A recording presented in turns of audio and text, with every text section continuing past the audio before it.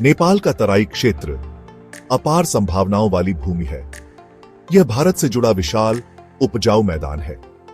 यह क्षेत्र नेपाल की अर्थव्यवस्था के लिए बेहद महत्वपूर्ण है। यहाँ हरे भरे खेत और प्रचुर मात्रा में प्राकृतिक संसाधन हैं। तराई विभिन्न संस्कृतियों का संगम स्थल भी है। यहाँ कई अलग अलग जातियां रहती हैं। हर एक की अपनी अनोखी परंपरा और भाषा है। संस्कृतियों का यह समृद्ध मिश्रण नेपाली समाज की जीवंतता में योगदान देता है। लेकिन इस प्रचुरता और विविधता की आड़ में तराई एक कठोर वास्तविकता का सामना कर रही है। गहरी जड़ें जमाए असमानता। इसके संसाधन और संभावनाएं होने के बावजूद तराई विकास में अन्य क्षेत्रों से पीछे है। इस असमानता को जाति व्यवस्था के निरंतर प्रभाव के कारण माना जा सकता है। यह पुरानी सामाजिक पदानुक्रम कई लोगों के जीवन में, खासकर हाशिए पर रहने वाले समुदायों के लोगों के जीवन में लंबी परछाई डाल रही है। तराई विविध जनसंख्या का घर है। थारू इस क्षेत्र के आदिवासी सदियों से तराई में रह रहे हैं। मधेसी जैसे अन्य समूहों का भारत के साथ घनिष्ठ सांस्कृतिक संबंध है। संस्कृतियों का यह मिश्रण एक अनोखी सामाजिक संरचना बनाता है। यह अवसर और चुनौती दोनों प्रस्तुत करता है। तराई की विविधता एक शक्ति है। यह रचनात्मकता और नवीनता को बढ़ावा देता है, लेकिन सभी के लिए समान अवसर सुनिश्चित करने के लिए इसमें सावधानी पूर्वक ध्यान देने की आवश्यकता है। दुर्भाग्य से वास्तविकता यह है कि अवसर समान रूप से वितरित नहीं है। जाति व्यवस्था, एक कठोर सामाजिक पदानुक्रम, कुछ समूहों की उन्नति में बाधा उत्पन्न करती है। इस व्यवस्था के निचले पायदान पर रहने वाले थारू और दलितों को शिक्षा, भूमि स्वामित्व और रोजगार के अवसरों तक पहुंचने में बड़ी बाधा का सामना करना पड़ता है। यह व्यवस्थित भेदभाव उन्हें अपनी पूरी क्षमता हासिल करने से रोकता है और गरीबी और हाशिए पर रहने के चक्र में योगदान देता है। जाति व्यवस्था तराई के सामाजिक ढांचे में गहराई से जड़ें जमाए हुए है। आधिकारिक रूप से समाप्त किए जाने के बावजूद इसकी विरासत लाखों लोगों के जीवन को प्रभावित करती रहती है। यह व्यवस्था समाज को कठोर वर्गों में विभाजित करती है, सामाजिक स्थिति और संसाधनों तक पहुंच निर्धारित करती है। ऊंची जाति के लोग कई सुविधाओं का आनंद लेते हैं, जबकि निचले तबके के लोग भेदभाव और बहिष्कार का सामना करते हैं। इस गहरी जड़ें जमाए व्यवस्था के दूरगामी परिणाम है। यह सामाजिक गतिशीलता को सीमित करता है, गरीबी को बढ़ावा देता है और सामाजिक तनाव को बढ़ाता है। हाशिए पर रहने वाले समुदाय नुकसान के चक्र में फंसे अपनी जाति द्वारा लगाए गए बंधनों से मुक्त होने के लिए संघर्ष कर रहे हैं।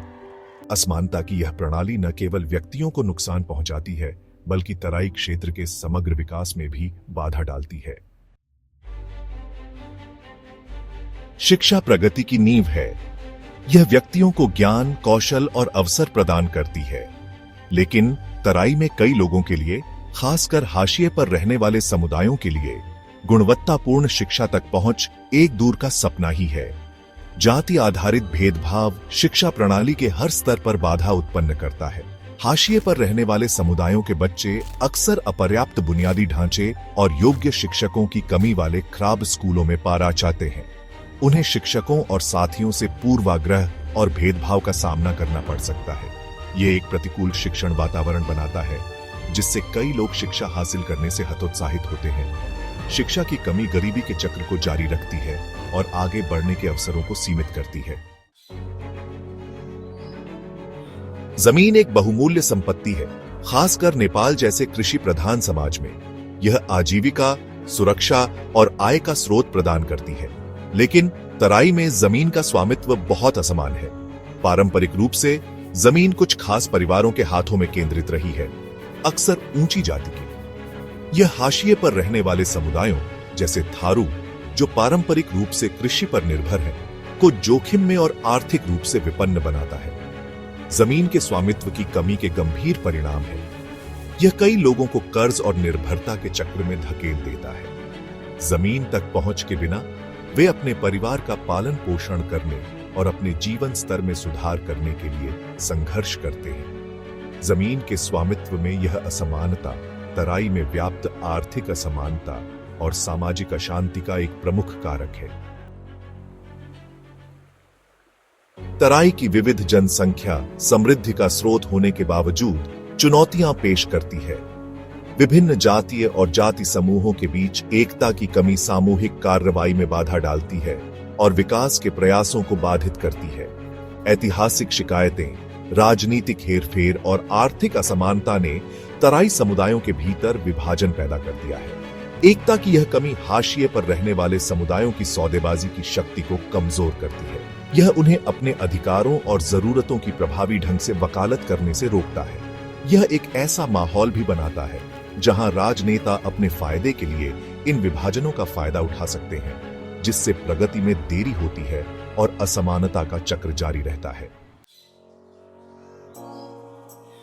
तराई में गहरी जड़ें जमाए असमानता को दूर करने के लिए एक बहुआयामी दृष्टिकोण की आवश्यकता है। इसके लिए सामाजिक न्याय, आर्थिक सशक्तिकरण और राजनीतिक समावेशिता के प्रति प्रतिबद्धता की जरूरत है।